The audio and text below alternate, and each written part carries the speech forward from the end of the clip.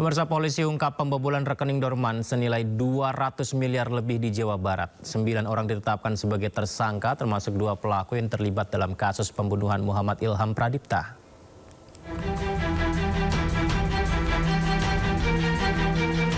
Bareskrim Polri mengungkap komplotan pelaku pembobolan bank spesialis rekening Dorman. Dalam kasus ini, polisi juga menyita uang senilai 204 miliar rupiah dari pembobolan rekening Dorman di cabang bank BNI Jawa Barat. Polisi juga menetapkan 9 tersangka kasus pembobolan rekening Dorman. Dari 9 tersangka yang ditangkap terdapat 2 pelaku, yakni C alias Ken dan Dwi Hartono yang terlibat dalam kasus pembunuhan Kepala Cabang Bank BUMN Muhammad Ilham Pradipta. Para pelaku memakai modus menyamar sebagai Satgas Pemberantasan Aset untuk menipu korbannya. Yang ketiga yaitu kelompok pelaku pencucian uang. Yang pertama yaitu DH, 39 tahun, dengan peran sebagai pihak yang bekerja sama dengan pelaku pembobol bank untuk melakukan pembukaan blokir rekening dan memindahkan dana yang terblokir. Yang kedua yaitu ES, 60 tahun, dengan peran sebagai pihak yang bekerja sama dengan pelaku pembobol bank yang menyiapkan rekening penampungan dan menerima uang hasil kejahatan. Dari 9 pelaku di atas, terdapat 2 orang tersangka berinisial C dan K serta DH sebagai sindikat jaringan pembobolan dana nasabah yang menargetkan rekening dorman, yang juga terlibat dalam kasus penculikan terhadap Kepala Cabang Bank BRI, Cabang Cempaka Putih, berinisial MIP, yang saat ini ditangani oleh Ditreskrim Polda. Pemirsa, Bareskrim Polri menetapkan 9 orang sebagai tersangka dalam kasus dugaan pembobolan rekening Dorman senilai lebih dari 200 miliar. Mereka memiliki peran masing-masing dalam tindak kejahatan.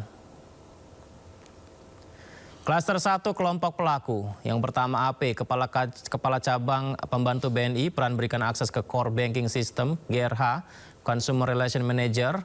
Klaster 2, kelompok pelaku pembobol eksekutor. C, peran mastermind mengaku Satgas Perampasan Aset. DR, konsultan hukum melindungi kelompok pelaku. NAT, pegawai bank yang melakukan akses ke Core Banking System dan melakukan pemindah bukuan. R, mediator, bertugas mencari mengenalkan kepala cabang kepada eksekutor. TT, fasilitator keuangan ilegal, bertugas mengelola uang hasil kejahatan. Klaster 3, kelompok pelaku pencucian uang. DH, melakukan pembukuan blokir rekening. IS, menyiapkan rekening penampungan.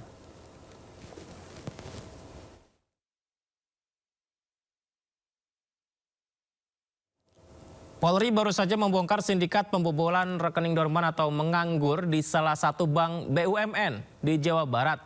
Kasus ini ternyata berkaitan dengan pembobolan rekening menganggur di bank lain. Benarkah rekening kita pun bisa dengan mudah terancam dibobol? Lantas bagaimana tanggung jawab pengamanannya?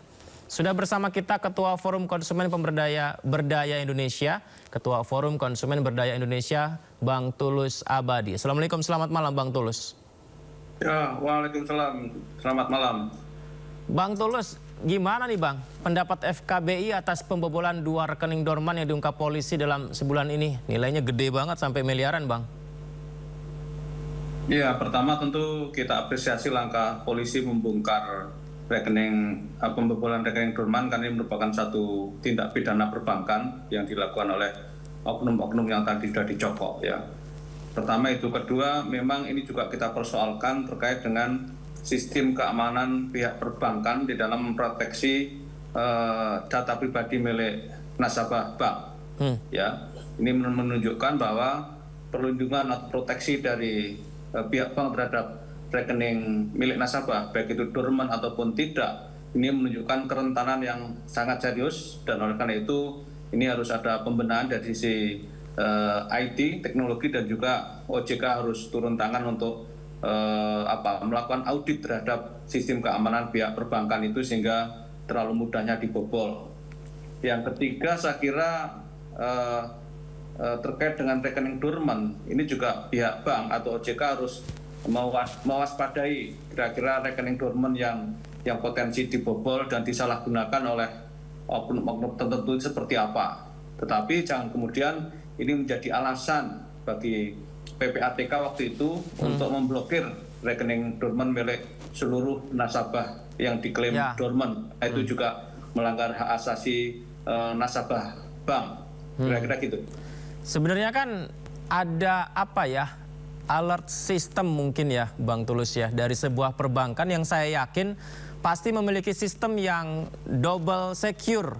Tapi apakah tetap ada potensi besar untuk dibobol dengan kondisi ini? Atau artinya ini tidak segitu aman?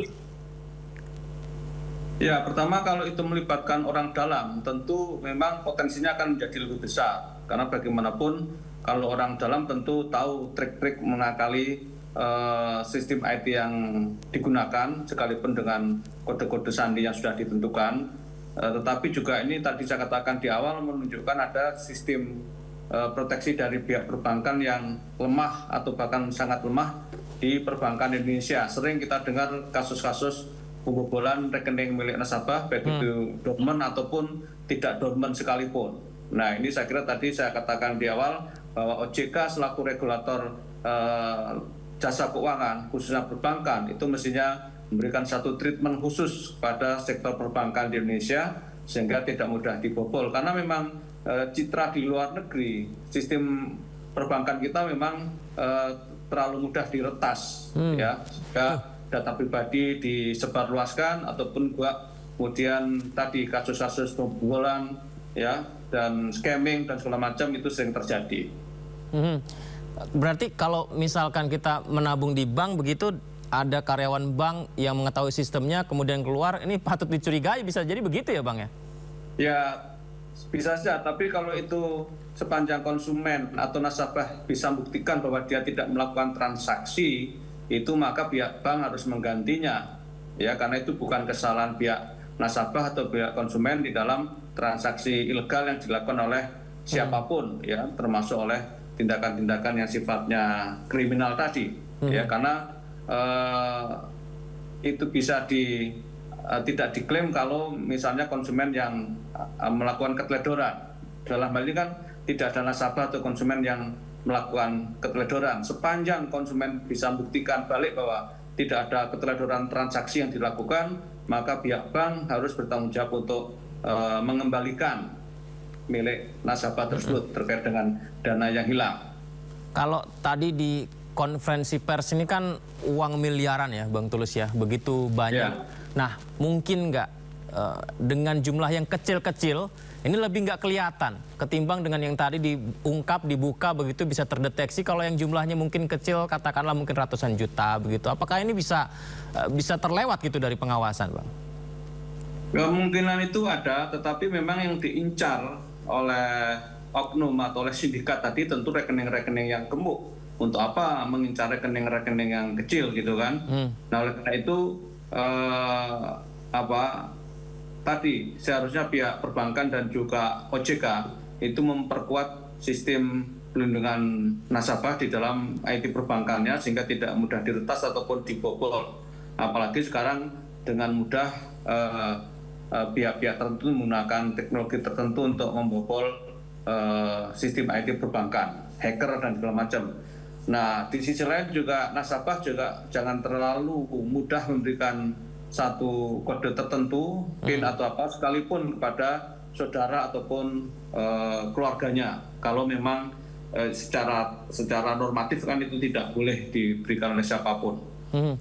Berarti apakah ini membuka potensi sebenarnya rekening kita pun bisa saja terancam dibobol oleh sindikat semacam ini?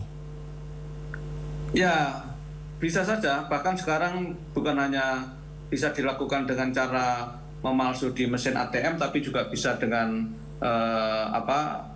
menempel di dompet atau tas milik kita. Kalau dia mempunyai alat namanya scamming, itu bisa. Tetapi sepanjang nasabah atau konsumen bisa membuktikan bahwa kesalahan itu atau kejadian itu tidak dilakukan atas transaksi yang dilakukan atau atas keteledoran pihak konsumen, maka pihak bank harus bertanggung jawab untuk itu.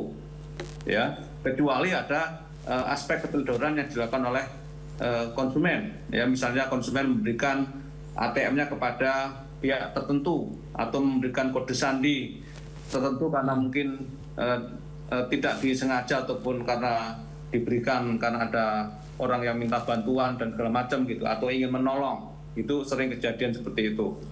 Kan sekarang ini Bang Tulus nggak kayak dulu ya. Kalau misalnya mau menabung ke bank, membuka rekening itu banyak yang harus kita tanda tangan dan lain sebagainya. Sekarang ini kan ada yang online ya. Bahkan tak jarang ada perbankan dengan online, hanya foto dan lain sebagainya. Kita punya rekening dan bisa menabung via online dari handphone kita. Ini seberapa aman nih Bang Tulus? Yang kayak gini aja banyak ininya nih pembobolannya. Kalau yang saya cerita tadi itu gimana Bang Tulus? Ya, karena kan era digital ini ya, sehingga bank memang mengarah kepada digital bank. Ya, semua bank sekarang memang harus mengarah ke sana, baik itu bank BUMN ataupun bank swasta memang mengarah ke digital bank yang memang ini era sesuai dengan era yang ada.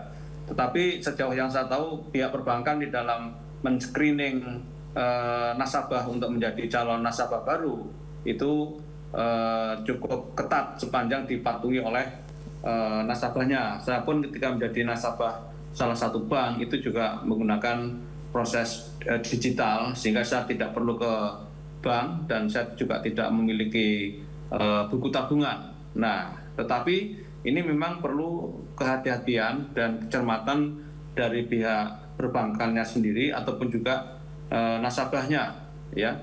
Nah, salah satu trik yang harus dihindari oleh konsumen adalah harus berhati-hati terkait dengan adanya digital bank di handphonenya itu, ya kan.